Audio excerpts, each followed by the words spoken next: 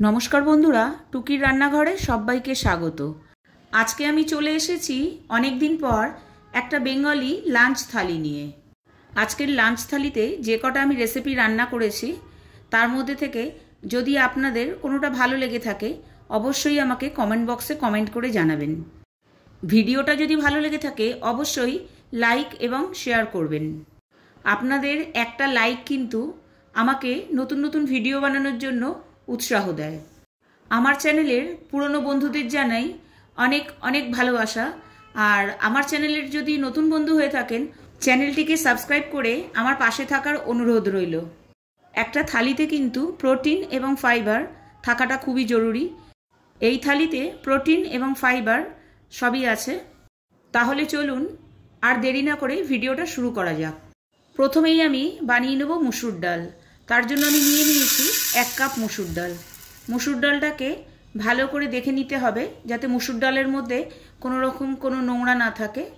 তারপর মুসুর ডালটাকে আমি খুব ভালো করে ধুয়ে একটু ভিজিয়ে রেখেছিলাম 10 মিনিটের জন্য। তাতে কিন্তু মুসুর ডালটা ভিজে বেশ ফুলে উঠেছে। রান্নার আগে যদি আমরা চাল আর ডালটা ভিজিয়ে রাখি তাহলে কিন্তু রান্নাটা খুব তাড়াতাড়ি হয় আর আমাদের গ্যাসটাও কিন্তু বাঁচে। এখানে আমি ডালটা কুকারে সেদ্ধ করে নিচ্ছি।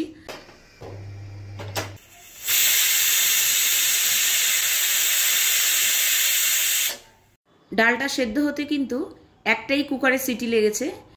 এখানে আমি রান্নার জন্য আগের যে প্রিপারেশনটা সেটা করে নিচ্ছি। এখানে আমি নিয়ে নিয়েছি 3টে টমেটো, একটা 2 ইঞ্চির আদার টুকরো, 3 থেকে 4টে কাঁচা লঙ্কা আর একটা গোটা রসুন, আর নিয়ে নিয়েছি একটা মিডিয়াম সাইজের পেঁয়াজ। সব কিছুকে আমি আগুনে একটু সেঁকে নিচ্ছি। এইভাবে করে নিলে কিন্তু রান্নার মধ্যে একটা স্মোকি একটা ফ্লেভার আসে। আর তাছাড়া কিছুটা কিন্তু কুকও হয়ে যায় টমেটো, রসুন এবং পেঁয়াজ। এখানে আমি নিয়ে নিয়েছি কিছু পেঁয়াজ কলি, সেগুলোকে আমি একটু লম্বা লম্বা টুকরো করে কেটে নিয়েছি। আর পেঁয়াজ কলিটা বানাবার জন্য নিয়ে নিয়েছি একটা আলু, সেটার ভালো করে খোসা ছাড়িয়ে প্রথমে এরকম গোল গোল করে তারপর সেটাকে লম্বা লম্বা করে কেটে নিচ্ছি, ঠিক আলু ভাজা যেভাবে আমরা কাটি ঠিক সেভাবে। এবার আলুগুলোকে একটা বাটিতে রেখে জল দিয়ে ভিজিয়ে রাখছি, নাহলে কিন্তু আলুগুলো একটু লাল লাল হয়ে যাবে। আর নিয়ে নিচ্ছি একটা টমেটো। টমেটোটাকেও আমি পাতলা পাতলা করে এভাবে কেটে নিচ্ছি। টমেটোগুলো কাটা হয়ে গেলে একটা বাটির মধ্যে তুলে রাখছি। এবার আমি নিয়ে নিচ্ছি এখানে 4 পিস আর মাছ। আর মাছের মধ্যে প্রথমেই আমি নুন আর হলুদ ভালো করে লাগিয়ে নিচ্ছি। তার জন্য নিয়ে নিয়েছি পরিমাণ মতো নুন ও হলুদ। বেশি নুন বা হলুদের কোনো দরকার নেই। মাছের দুদিকেই কিন্তু খুব ভালোভাবে নুন আর হলুদটা মাখিয়ে নিতে হবে। মাছের নুন হলুদটা মাখানো হয়ে গেলে এখানে নিয়ে নিয়েছি একটা ছোট্ট বেগুন পেঁয়াজ কলির জন্য। বেগুনটাকেও ছোট ছোট টুকরো করে আমি কেটে নিচ্ছি। বেগুনগুলো ছোট ছোট টুকরো করে কাটা হয়ে গেলে এগুলোকে আমি পেঁয়াজ কলির সাথেই একসাথে রেখে দিচ্ছি, কেন একসাথেই রান্নাটা করা হবে। এরপর আমি নিয়ে নেব লাল শাক।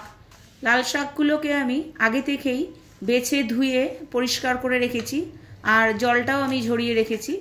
লাল শাকগুলোকে আমি এখানে কুচিয়ে নিচ্ছি, যতটা পরিমাণ কুচানো সম্ভব আর কি। শাক ভাজা কিন্তু যত ভালো করে কুচানো হবে ততই কিন্তু বেশি টেস্ট হয়। এদিকে কিন্তু টমেটোগুলো আমার সব রেডি হয়ে গেছে সেকে নিয়ে।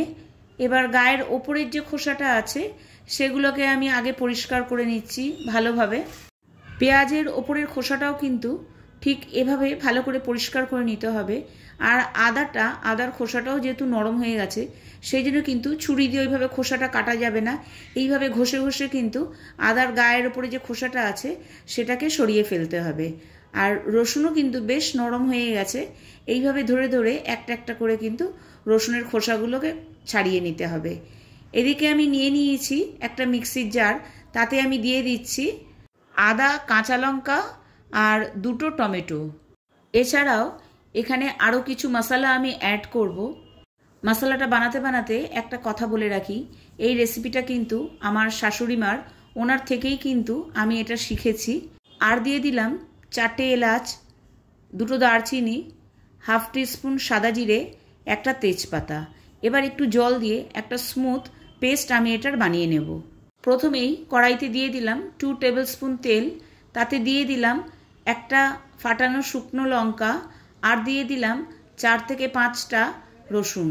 ফোড়ন থেকে একটা সুন্দর গন্ধ বেরোলে তার মধ্যে দিয়ে দিলাম লাল শাকগুলোকে আর দিয়ে দিলাম হাফ টিস্পুন হলুদ আর নুনটা কিন্তু স্বাদ মতো। সব কিছুকে খুব ভালোভাবে মিশিয়ে আমি কড়াইটাকে এবার ঢেকে রেখে দেব। এই সময় কিন্তু গ্যাসের ফ্লেমটাকে আমি লো টু মিডিয়ামে রাখবো, তাহলেই কিন্তু শাক থেকে বেশ অনেকটা জল বেরোবে আর সেই জলেই কিন্তু শাকটা সেদ্ধ হয়ে যাবে। যখন জলটা আমাদের শুকিয়ে আসবে তখন কিন্তু শাকটাকে খুব ভাজা ভাজা করে নামিয়ে নিতে হবে। শাকটা ভাজলে কিন্তু তার থেকে একটা খুব সুন্দর গন্ধ বেরিয়ে আসবে। আর এখানে বলে রাখি, আজকে কিন্তু আমি কোনো লঙ্কার গুঁড়ো ব্যবহার করব না। লঙ্কার গুঁড়ো ছাড়াই কিন্তু মাছের ঝোলের রং দারুণ সুন্দর লাল টকটকে হবে। আর এই লাল শাকটা কিন্তু অবশ্যই বাড়িতে একদিন ট্রাই করবেন, বাচ্চাদের কিন্তু খুবই ভালো লাগবে এটা খেলে। চলে যাচ্ছি নেক্সট রেসিপিতে। এবার আমি বানিয়ে নেব ডাল। তার জন্য কড়াইতে নিয়ে নিয়েছি 2 টেবিল স্পুন তেল আর দিয়ে দিয়েছি তাতে ছোট্ট দুটো ফাটানো শুকনো লঙ্কা, একটা তেজপাতা, হাফ টিস্পুন জিরে, হাফ টিস্পুন হিং আর দিয়ে দিয়েছি 4 থেকে 5টা কুচনো রসুন, যে রসুনটা আমি আগে থেকে সেকে রেখেছি। আর দিয়ে দিলাম আগুনের সেকা পেঁয়াজটাকে কিন্তু আমি অল্প কুচিয়ে নিয়েছি। পেঁয়াজটা যখন হালকা ভাজা হয়ে আসবে তার মধ্যে দিয়ে দিলাম আগে থেকে সেকে রাখা একটা টমেটো কুচোনো। এরপরে আমি ড্রাই মশলা অ্যাড করব। প্রথমেই দিয়ে দেব হাফ টিস্পুন হলুদ আর দিয়ে দেব হাফ টিস্পুন জিরে। এখানে যেহেতু আমি ড্রাই মশলা ব্যবহার করেছি, তাই যাতে ড্রাই মশলাগুলো পুড়ে না যায়, তাই জলের পরিবর্তে আমি ডালের ওপরের যে জলটা সেটা ব্যবহার করব।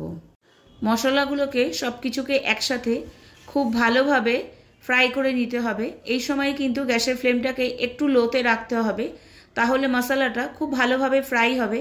কারণ যেহেতু এখানে আমি তেল কম ব্যবহার করেছি, মশলা কিন্তু আমাদের ভাজা হয়ে গেছে। আর এরপরে কিন্তু আমি অ্যাড করে দেবো সেদ্ধ করে রাখা মুসুর ডাল। এখানে কিন্তু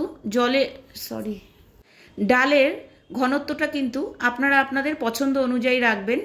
এখানে আমি ব্যবহার করলাম হাফ টিস্পুন নুনটা কিন্তু আপনাদের টেস্ট অনুযায়ী দেবেন। আর দিয়ে দিলাম 2টো কাঁচা লঙ্কা আর কিছুটা ধনেপাতা। সব কিছুকে ভালোভাবে মিশিয়ে নিয়ে একবার ফুটে উঠলেই হয়ে গেল কিন্তু আজকে আমাদের ডাল তৈরি। এরপরে ডালটাকে একটা পাত্রে ঢেলে রেখে চলে যাব নেক্সট রেসিপিতে। নেক্সট রেসিপিটা আমি বানিয়ে নেব আড় মাছ। যেহেতু আড় মাছটা আমার শাশুড়ি মার কাছ থেকে আমি শিখেছি, সেই জন্য ওনার কিছু কথা আমি এখানে বলতে চাই। যদিও উনি এখন আমাদের মাঝে নেই, অনেক দিনই অনেক বছরই হলো যখন আমরা বাইরে থাকতাম উনি আমাদের ছেড়ে চলে গেছেন। এখানে আমি আড় মাছগুলো একে একে ভেজে নিচ্ছি।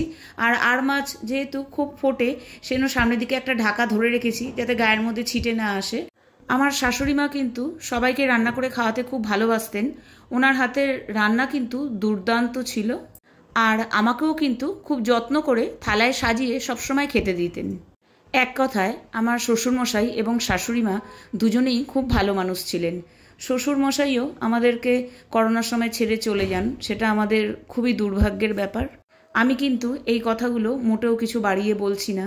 যাই হোক, চলে আসি রেসিপিতে।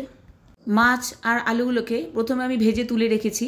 আর এখানে দিয়ে দিলাম 2টো দারচিনি স্টিক আর 2টো এলাচ আর একটা তেজপাতা। আর আমি মিক্সিতে যে মশলাটা পেস্ট করে রেখেছিলাম সেটা এখানে অ্যাড করে দিলাম। এখানে দিয়ে দিলাম হাফ টিস্পুন হলুদ গুঁড়ো, হাফ টিস্পুন জিরে গুঁড়ো, হাফ টিস্পুন ধনে গুঁড়ো।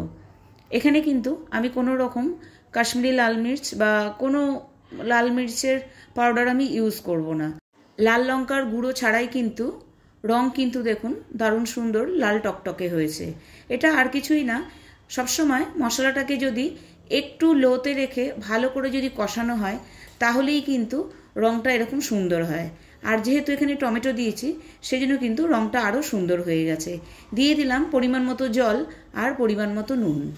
জলটা ভালো করে ফুটে উঠলে দিয়ে দিচ্ছি মাছ এবং আলুগুলো। এই মাছের রেসিপিটাতে কিন্তু বেশি জল দিলে ভালো লাগবে না, এটা কিন্তু একটু মাখা মাখা ধরনেরই বেশি ভালো লাগবে। দেখুন তেলটা কি সুন্দর ওপরে ভেসে উঠেছে আর রংটাও লাল টকটকে করছে। এখানে কিন্তু আমি কোনো ধরনেরই লাল লঙ্কার গুঁড়ো ইউজ করিনি।